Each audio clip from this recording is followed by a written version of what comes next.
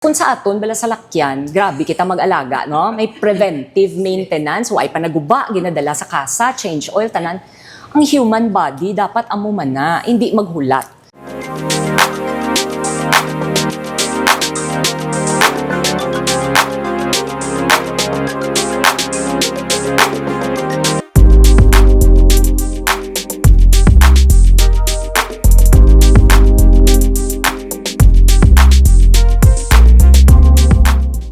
Nakaibalo ka mo bala nga bisan wala ka sa may kinapatsag, posible nga ang imo kidney ang amat-amat na nagakaguba.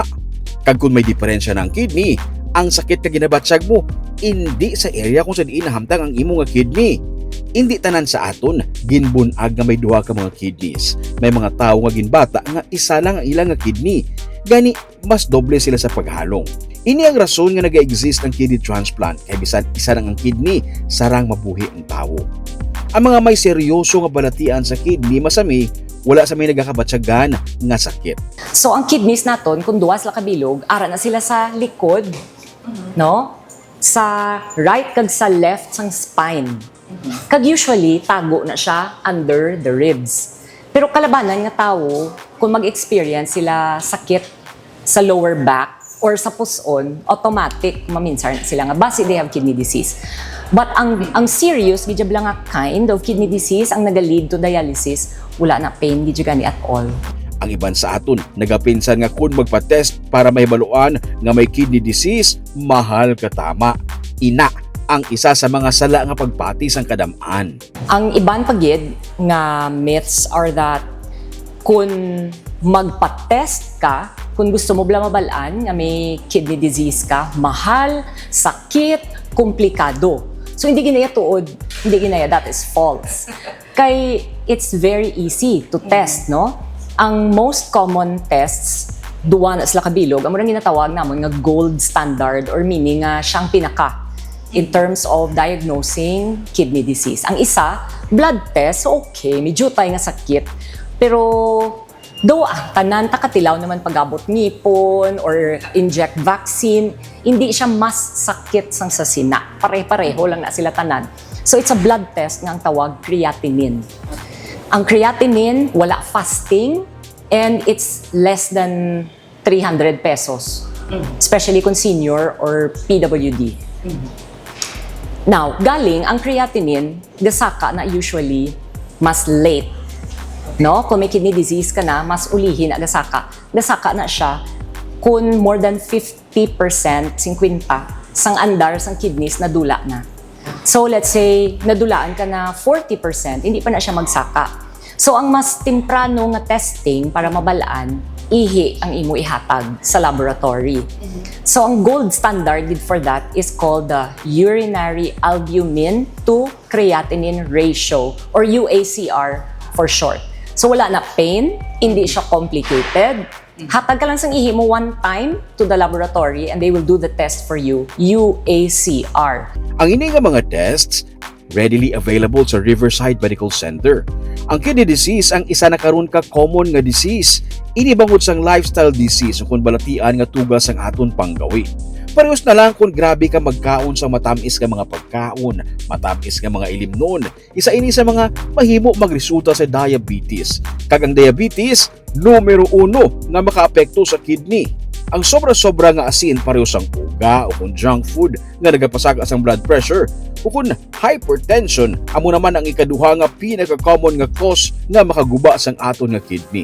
Ang ginahambal ko na pirmi sa patients ko, and I think mayo gid ni ang inyo nga program, if we can reach many people, mayo gid niya is spread the word nga if you are an adult, no, ang definition nato of an adult is anyone 18 and above, you should get a check-up once, no, to check your blood pressure, to check your sugar, your cholesterol, your creatinine, your urine.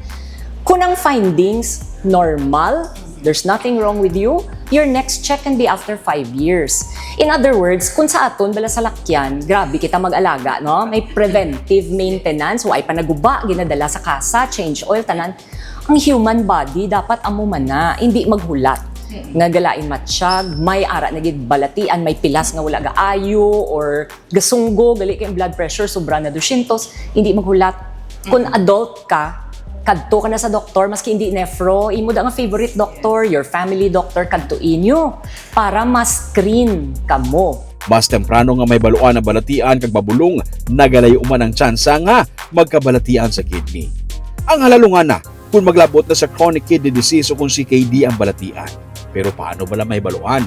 Kung kinahanglan na nga magpa-dialysis ang isa ka pasyente. May stages ang CKD. Kung 90% or more pa nga nag-function ang kidney, early stage pa lang ini.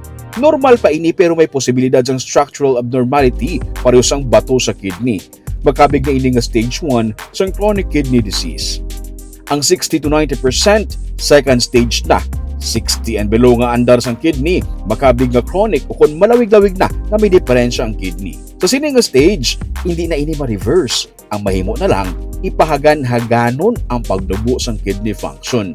Kag kung mag-below 15% na ang kidney function, diri na nagasugod ang dialysis. Sa Riverside Medical Center, may dialysis center. Ang mas maayo diri kay kung may pasyente nga gina-dialysis kag kinahanglan ma-admit kung may emergency, madasig lang ang pagsaylo sa iya kay ara na siya mismo sa sulod sa ospital.